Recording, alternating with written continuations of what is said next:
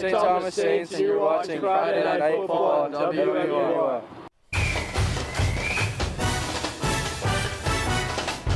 Welcome back to another playoff edition of FNF. We're getting closer to crowning all 4 state champions.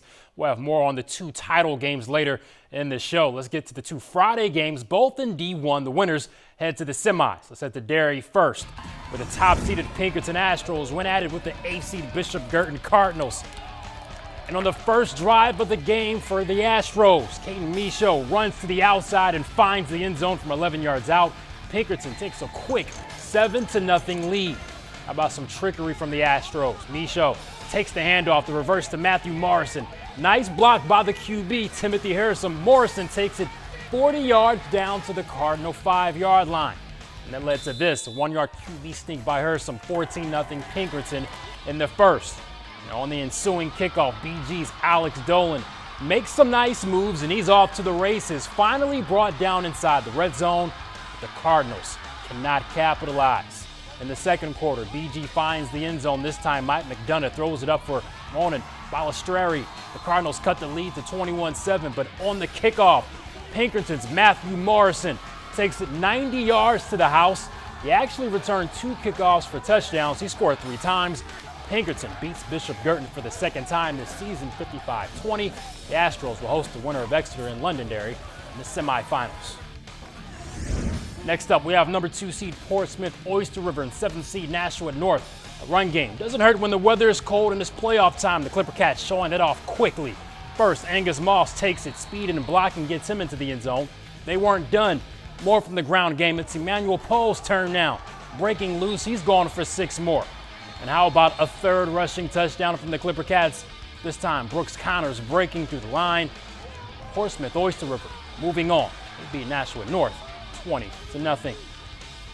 The 2 other D1 quarterfinal games are Saturday. Portsmouth Oyster River plays the winner of defending champ Bedford versus Salem in the semifinal round, while the winner between Londonderry and Exeter once again will face Pinkerton. Well, 2 state champions will be crowned this weekend in D3 and D4. We caught up with all 4 teams competing. Let's start in D3. Campbell and Trinity are very familiar with each other. Campbell beat Trinity last year for the state title. Cougars beat the Pioneers in the regular season as well, 6-0. One team wants to stay on the D3 championship throne. One team wants some payback. Kickoff is 1 o'clock Saturday at Souhegan High School. Well, they beat us the last 2 times that we played, and those are the only 2 losses we've got, I think, in the last 2 years. So that would mean a lot to beat Campbell. We're feeling good. We're confident. We're motivated. You know, it's 3 years, 3 championships. We're ready to win it this time. So. I mean, it would mean a lot after losing last year. I mean, after we lost, right after we'll be waiting for the next game, we're going to play them. And this is our chance to win and get our get back. It's us versus us, and that's kind of been the theme all year long, that if we play Campbell football, and that, I'm not sure anyone could hang with us. I'm feeling good. I feel like we have a pretty good chance to win. Like, we won last year, and it was like it's pretty much the same team right now. Like, we all got better, though, so feeling really good with this game. It'd mean the world. I want this more than anything, and I know all the guys do. So this is would be the peak of my high school career. That should be a good one. The D4 title game should be as well. Also a rematch. Summersworth is going for the 3-peat against Newport. The Toppers beat the Tigers for last year's championship.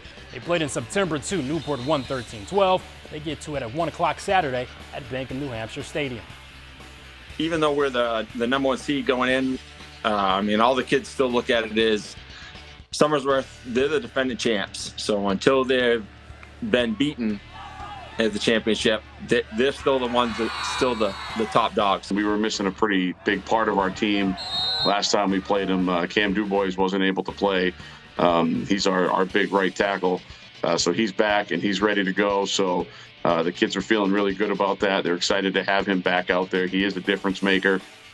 And it's Final Four Saturday in D2. Here are the matchups. Pelham hasn't lost the game in 3 straight seasons. The Pythons going for a 4th straight perfect season. They play St. Thomas.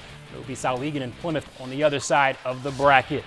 And I got some throwback video for you. New Hampshire high school football historians know all about the Plymouth-Souhegan rivalry back in the day. The Sabres and Bobcats had a stretch of dominance in D3 from 98 to 07. They played 5 times for the title. Another stat for you. From 96 to 2010, the D3 title game featured at least one of these programs. One of them will add yet another state championship appearance when they meet up yet again on Saturday. A reminder, you can watch all of our Friday Night Football shows on our website, WMUR.com, and click on sports or watch on our mobile app. Our sports director, Mike Cronin, joins me now. Mike, looking at tomorrow's D3 and D4 games, they were close last year, so I think this was a match. Both these matchups, I think, pretty much expected, I would say. Yeah, last year Campbell beat Trinity 16-14, and Somersworth beat Newport 14-6. So low-scoring games, close games. These teams are pretty evenly matched. I mean, you got to expect another really great matchup from both these teams tomorrow. Looking forward to it. And D2 can, will Pelham continue their streak, or will there be an upset? Same for Souhegan and Plymouth as well. Yeah, and that video, that old video is Classic, awesome. I love it. That's fantastic. For the historians of high school football, they'll love that. So, yeah, just another chapter in this rivalry between those two programs, right? That should be fun as well. Highlights of all 4 of those games tomorrow. So all right, look forward to that. Yeah, season's winding down, Jonathan. Thanks very much.